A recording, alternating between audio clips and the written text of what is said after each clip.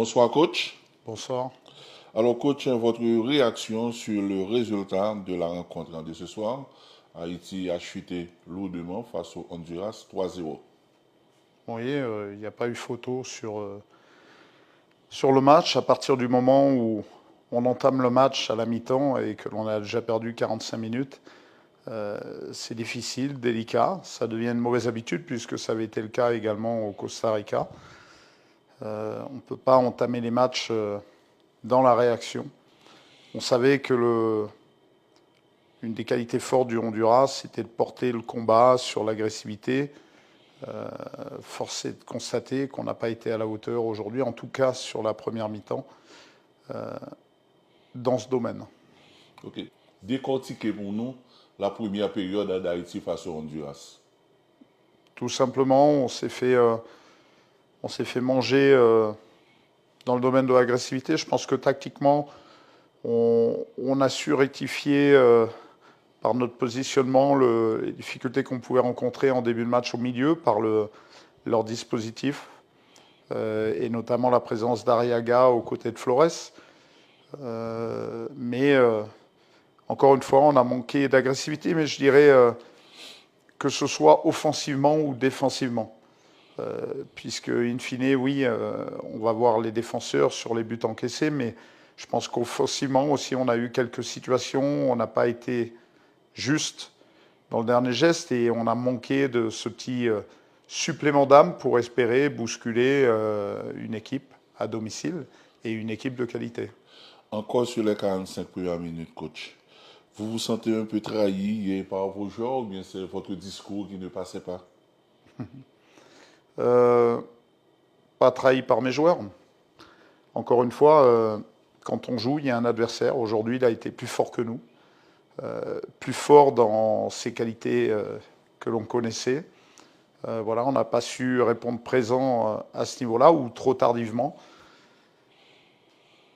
Le groupe est aussi jeune en termes d'expérience internationale, j'entends, puisqu'on a récupéré quelques nouveaux joueurs, mais qui ont eu 1, 2, 3 sélections.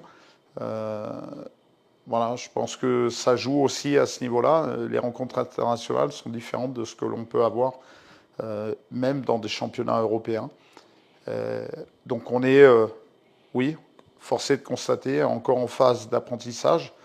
Maintenant, à l'entame de ce stage, nous avions fixé un objectif à minima de 3 points, ce qui a été acquis contre le Nicaragua, de manière à pouvoir encore espérer lors des journées 5 et 6, qui sera le cas. Maintenant, ça nous condamnera à faire carton plein lors de ces 2 journées pour espérer pouvoir entrevoir la Coupe du Monde, certainement par l'intermédiaire de barrages. Mais encore une fois, s'il y a 1 an et demi au début de cette aventure, on nous avait dit que lors des dernières journées, l'avant-dernière journée, on serait en position de jouer les barrages. Je pense qu'on aurait signé. Voilà. Maintenant, il va falloir se remettre en question par rapport à cette défaite.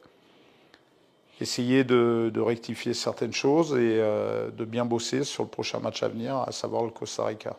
Ok. Maintenant, coach, vous avez opéré plusieurs changements en seconde période.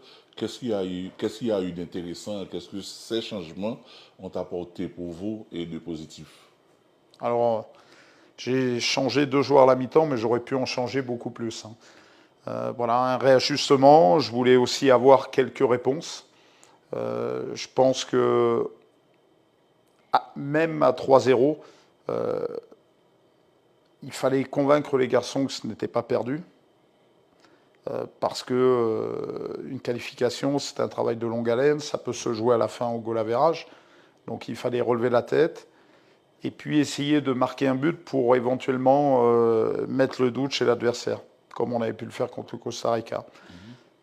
Donc voilà, on a réajusté en plaçant J.K. Duverne sur un côté. Je pensais que, au moins sur l'aspect offensif, on allait être un peu plus consistant avec Casimir sur ce côté droit. Et l'arrivée d'Anès Delcroix me permettait aussi de le voir, puisqu'on n'a pas beaucoup de recul encore dans l'axe. Donc la deuxième mi-temps a été de meilleure facture, mais encore une fois, je ne ciblerai pas les 2 joueurs sortis, j'aurais pu en sortir d'autres. C'est simplement un état d'esprit général que l'on n'avait pas sur la première mi-temps. Bon, tenant compte de la réalité du classement, et après ces rencontres de la 4e journée, on est passé de la première à la 3e place. Quelles sont les chances d'Haïti de pouvoir espérer et se qualifier pour la phase finale de la Coupe du Monde ou même passer par les barrages? C'est simple, pour une nation comme Haïti, si on rêve d'obtenir une qualification, il va falloir faire preuve de résilience. Voilà. Si nous n'étions pas la meilleure équipe il y a 3 jours après la victoire contre le Nicaragua, nous n'étions pas la meilleure équipe de la zone, nous ne sommes pas la plus mauvaise aujourd'hui après cette défaite. Il faut faire preuve, il faut relativiser, faire preuve de bon sens, ne pas s'affoler. Et puis en revanche, se remettre au travail, se retrousser les manches et il faudra répondre au combat que requiert une rencontre internationale pour aller en Coupe du Monde. Et c'est ce que l'on aura contre le Costa Rica, qui est une nation 40e mondiale, donc ce n'est pas rien. Mais voilà, on n'a absolument rien à perdre. À nous de rectifier ce qui n'a pas été sur ce match. Tout donner sur le terrain, coach, pour s'autoriser le droit de rêver. C'était respecté aujourd'hui ou pas? C'est de constater que ce n'était pas respecté sur 90 minutes. On a été en dedans. Alors, il faut dire que c'est ça votre slogan. Tout donner sur le terrain pour s'autoriser de rêver. Donc pour aujourd'hui.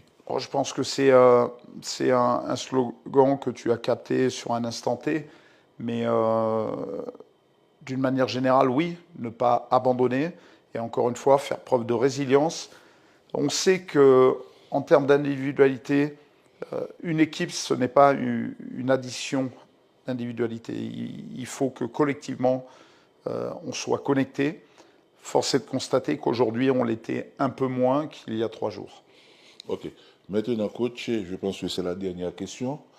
Un petit bilan de ce rassemblement et du mois d'octobre en faisant une projection sur le mois de novembre. Le bilan, en termes de points, nous permet d'encore espérer. Forcément une déception puisqu'on était en tête avant ce match. Donc on entrevoit et tous les Haïtiens rêvent à une éventuelle qualification. Donc la déception est réelle à l'issue de ce match. Mais encore une fois, il sera temps de faire les comptes. C'est à la fin du bal qu'on paye les musiciens. Voilà. La projection sur le mois de novembre maintenant. C'est pas fini, mais voilà. On sait qu'il faudra faire un exploit. Ça aurait pu être aujourd'hui contre le Honduras. Il faudra que ce soit contre le Costa Rica le mois prochain. Le mois prochain, c'est 6 points ou rien du tout, quoi. C'est 6 points où on regardera la Coupe du Monde à la télévision. Merci. Merci.